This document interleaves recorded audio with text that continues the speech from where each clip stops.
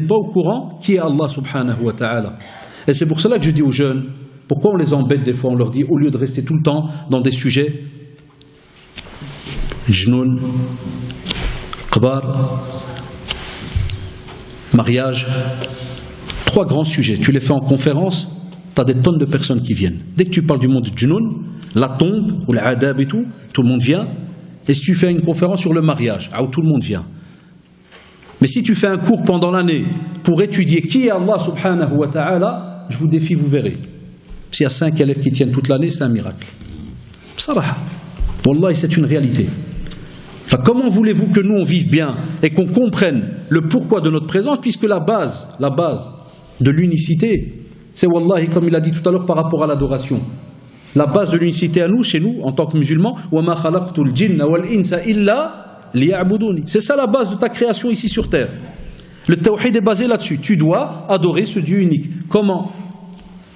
Il n'y a pas que la prière. La preuve, une prière sans présence d'intention, de sincérité, de corps, est-ce qu'elle est valable? Non, elle n'est pas valable. Donc si elle n'est pas valable, est-ce que ta situation peut changer? Non, tu resteras le même. C'est pour ça que certaines personnes, des fois, ils te disent « Ah monsieur, moi je prie, mais il n'y a que des problèmes. » Je leur dis souvent, il y a 2 solutions. Soit c'est ta prière, c'est une fausse, c'est pas une vraie. Comme certains qui croient qu'il a acheté un vrai iPhone, mais c'est un faux. Il n'arrête pas d'appuyer, mais il n'y a rien qui donne, donc c'est un faux. C'est une fausse prière.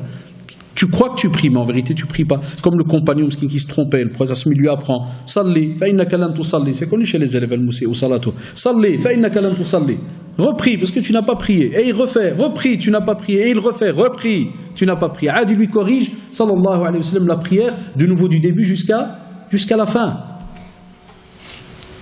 Et lui, le cours qu'il lui a donné, tu vois, subhanallah, il ne lui a pas, entre guillemets, donné un cours spécialement sur la théorie qui se dit dans la prière. Mais il lui a donné un cours par rapport déjà rien que les positions que l'on prend, la vitesse. Regardez, on est à peine dans l'introduction. Et puis lorsqu'on va entrer dans le cours qu'on vient de faire là, mais vraiment ça c'est un résumé, ce qu'il vient de faire, hafidallah, wallah, c'est le résumé du résumé d'un résumé. C'est pour ça que certains regardaient comme ça. Moi j'aime bien quand il y a des conférences un peu bizarres, c'est bien de regarder un peu la salle des fois, il y en a plein qui c'est comme ça, c'est lourd, c'est vrai ou pas? Saraha. C'est un peu le pourquoi. Wallah, si vous réfléchissez par rapport, subhanallah, à qu'est-ce qui va attirer le cœur, ça dépend comment tu as éduqué ton corps, et ton cœur plutôt. Si tu l'as éduqué à ces sujets-là depuis que tu es petit, normalement c'est tes parents. Là, les futurs parents que vous êtes ici. On est censé donner des cours d'aqid à nos enfants depuis qu'ils sont petits. Chaque fois qu'il te dit j'ai gagné, viens, qui t'a aidé à gagner? Ah, c'est moi, là. C'est un tout petit, vous savez les petits comment ils sont. Tu fais un beau dessin, t'as vu je dessine bien, qui t'a aidé à dessiner? Oui, c'est grâce à mon bic. Non, c'est grâce à Allah. Et il est petit, Mskin, il apprend. Celui-là, quand tu lui donnes un cours d'aqida pendant 10 ans, 15 ans, quand il arrive, depuis qu'il a 3 ans, il commence à comprendre. C'est pour ça qu'on les met en maternelle. Là. Vous savez très bien pourquoi on les met à 2 ans et demi, c'est pas pour rien. Les psychologues, ils ont bien étudié l'être humain. Ils savent qu'à 2 ans et demi, il est capable de plein de choses. Donc, à ce moment-là, si tu lui apprends, depuis qu'il a l'âge de 3 ans, 10 ans de aqida, machallah, ce jeune, quand il arrive à l'âge de 13-14 ans, il est comment? C'est pas pour rien qu'aujourd'hui on a plein de jeunes qui lâchent la prière pour un oui, pour un non. Moi j'ai des jeunes par exemple à l'école, ils ratent un examen, 2 examens, 3, et ils regardent, ils te font ah monsieur moi j'ai fait que derrière il n'y a rien. On a même une adoration de business avec Allah subhanahu wa ta'ala, genre je fais une doigt, il n'y a rien, quoi, qu'est-ce qui se passe? Ça c'est une moussib, Allah hafad. On n'imagine même plus, regarde la manière dont on le fait, on n'imagine même plus face à qui on est. Tu es face au Créateur, il n'a pas besoin de toi, Allah subhanahu wa ta'ala. Mais sa clémence, Allahu Akbar, sa clémence, ar-Rahma dialou, subhanahu wa ta'ala, a fait qu'il a choisi, t'a choisi, que tu sois un de ses adorateurs sur terre. Hadi ni'ma, plus grand des bienfaits qu'on pourrait avoir. Est-ce qu'on le ressent? Sarah, est-ce qu'on le ressent? Est-ce que quand on... Allahu Akbar, des fois il y en a qui, quand, à force de travailler avec les êtres humains, on le courant de plein d'histoires, même comment ils se réveillent. On demande des fois, dans des cours, on demande, dites la vérité. Alors il y en a, il dit, oh, c'est vrai, monsieur, aujourd'hui, je me suis levé dégoûté. Allah, je verrai les yeux, j'ai vu de la fenêtre, il pleut, je dis, purée, quelle journée de rire. Toujours ruinant en Belgique. Ça, c'est un problème dans l'aqida. Ça, tu es assis devant un cheikh, il se peut que Allah, si tu es devant un pur et dur, il va te faire direct. Il va dire, refais shahada, vite, va te laver, vite. Combien hein, dans nos familles ici, moi, ce que je parle aux jeunes, mais des fois même des personnes adultes, ils sortent des phrases, ils ne remarquent pas. Ils remarquent, ils la soirée d'être fait, le jawad mroun, doubillah, dawlat as-sakht, ça fait, Malaïka, ils ont noté, les anges, ils ont noté. Toi, tu viens de dire que c'est quoi cette terre de foutu, c'est quoi ceci, c'est quoi. Mais, et subhanallah, si tu vas chez l'être humain, à ce moment-là, tu l'arrêtes, tu vas trouver les sincères, mesquines. Non, il va dire, A'oudou billah, moi j'insulte Allah. Ouais, mais la phrase, elle est sortie. Donc, même les phrases qu'on sort, on les a jamais décortiquées. Un exemple, tu peux avoir quelqu'un, mesquine, il marche, il fait 2 mètres, il tombe. Subhanallah, il se relève, il remarche, il tombe. Tu vas voir quelqu'un qui est de loin, il va dire, tu vois, t'as vu 2 fois, il tombe sur sa face. Donc il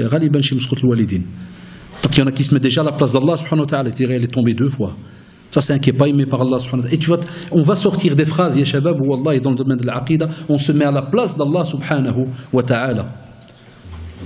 Donc déjà, normalement, nous, premier bienfait immense, c'est que lorsque on ouvre les yeux chaque matin, ya shabab, ya al-walidin diana, chaque matin lorsqu'on ouvre les yeux, alhamdulillah ala ni'mat al-islam. Alhamdulillah, wallah, on n'imagine même pas. Moi, je nous, alhamdulillah, que dans la sunna, on ne fait pas de fête chaque matin pour dire alhamdulillah, subhanahu wa ta'ala, il m'a encore donné une journée pour l'adorer. Hein, vous rigolez, mais c'est une réalité. Est-ce qu'on y pense? Mais tu te lèves le matin et tu fais purer encore une journée à ça. Ah non. Non. Tu ne peux pas. Même si quelqu'un, subhanallah, il meurt à midi, et toi tu as pu vivre encore jusqu'à midi 5 devant Allah subhanahu wa ta'ala, si toi est sincère, si le bloc il est bien préparé, tu le dépasses de 5 minutes d'adoration. Les 5 minutes, c'est combien auprès d'Allah subhanahu wa ta'ala? Wallah, c'est incalculable. Pour ça, au temps du prophète, certains disaient, on aurait aimé être à la place du mort. Ils disaient, non, ne dites pas ça. Parce que lui, ses actions vis-à-vis d'Allah subhanahu wa ta'ala, elles sont finies. Mais toi, Allah subhanahu wa ta'ala t'a donné encore un bienfait. Je ne sais pas si vous ressentez ça au fur et à mesure, certains. Il t'a donné un bienfait immense pour pouvoir encore l'adorer. Mais nous, est-ce qu'on a compris ce métier? C'est un métier, à Shabab. Ça nous a été donné, on n'a pas le choix. Et l'adoration, comme dans la définition qu'il a donnée Ibn Taymiyyah rahimahullah, dans toutes ses formes, mais qui doit émaner d'une source très très importante. On n'a pas le choix en tant que musulman. On a une source, c'est d'abord le Coran. Et puis, subhanallah, on a une deuxième source. Et on est obligé d'aller vers cette source, ya shabab, pour comprendre les subtilités de la foi. C'est la sunna du prophète sallallahu alayhi wa sallam. On n'a pas le choix. Donc regardez combien de travail on doit faire pour goûter à ce goût qu'a la foi. Parce que la foi, elle a un goût. Et celui qui, subhanallah, a structuré son adoration chaque jour, wallah, il est farhan, il est heureux quand il ouvre les yeux le matin. Il se dit alhamdulillah. La preuve, il commence justement sa journée par une invocation. Pas il ouvre les yeux et puis il lâche un cri comme ça. Il y en a, on a tous été des petits. On a tous été jeunes. Combien de fois nos parents, hafidahumullah, ils viennent toquer. Moi je me rappelle, Walid Allah Rahma, quand on était encore jeunes, Jiddok pour nous lever pour le fajr. T'entendais des fois, parce qu'on était à 2, moi et mon frère dans la chambre, un qui crie, l'autre qui naam. Alash. Ça c'était normal, parce qu'on était encore petits, on grandit, on ne sait pas encore. Et nos parents, ils aimaient, alhamdoulilah, la preuve, c'est pour ça qu'ils nous ont tout le temps dit shahada lillah, ils nous ont tout le temps réveillés. Moi j'ai encore des frères et sœurs à la maison, il y en a qui ont une 20aine d'années côté garçon. Et encore maintenant le Walid, wallah, il est tout le temps dans un jihad à la maison. Ah al-musiba, nous tsalli, al-musiba. Mais il y a un problème là. C'est lequel? Il y a un amour d'Allah subhanahu wa ta'ala et de la peur de rencontrer Allah subhanahu wa ta'ala et la responsabilité vis-à-vis de l'enfant, mais il y a en face l'autre qui n'a pas compris la grandeur d'Allah subhanahu wa ta'ala et l'importance de se lever pour aller remercier qui? Celui qui t'a créé et qui t'a donné la possibilité, qui t'a choisi pour être sur terre, pour l'adorer, subhanahu wa ta'ala. Tu sais quel ni'ma, quel bienfait.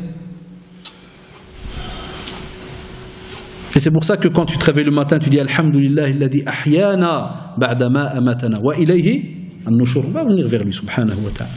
Mais regarde le musulman, Allahu Akbar, première parole qui sort de sa bouche, elle revient vers qui? Vers Allah subhanahu wa ta'ala. Il lâche pas un cri. Il تعوج pas comme عرفتي il y en a qui تعوج jusqu'à ce qu'il reste comme ça معوجين عاد après il se remet قرق puis il se remet تقول t'as fait un petit robot bizarre ou là non tout ça à la rigueur oui si t'as comme nous maintenant qui sommes nés ici on a plein d'arthrose on est plus vieux que les vieux on est bourré de trucs qui sont tordus naam tu peux un peu mais vous savez bien de qui je parle des fois où il n'y a pas de subhanallah il y a pas de plan il y a rien c'est que des petits cris kada ceci cela des petits cauchemars puis au revoir ni de doua ni et on va même plus loin. Celui qui est raccroché à Allah subhanahu wa ta'ala, même lorsqu'il va dormir, est-ce qu'il plonge dans le lit? Dites-moi, est-ce qu'il plonge? Je vois qu'il y a des plongeurs ici. Ah, directement. Non, il ne plonge pas.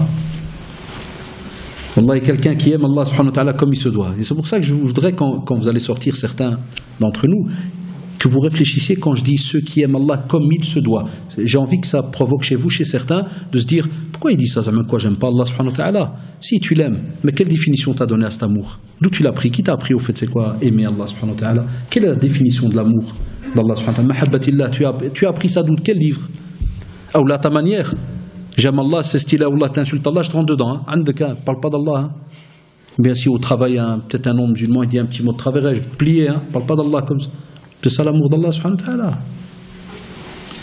Non, c'est dans ta pratique. C'est que tu ressens Allah subhanahu wa ta'ala, tu ressens sa présence. Dès que tu vas être face à un choix, halal, haram, stop. Stop, direct. Le muraqaba, obligatoirement tu te dis, Wallah, il me contrôle, il me voit. Je bouge pas, j'avance pas. Dans ton commerce, dans ton travail. Celui qui a une aqida comme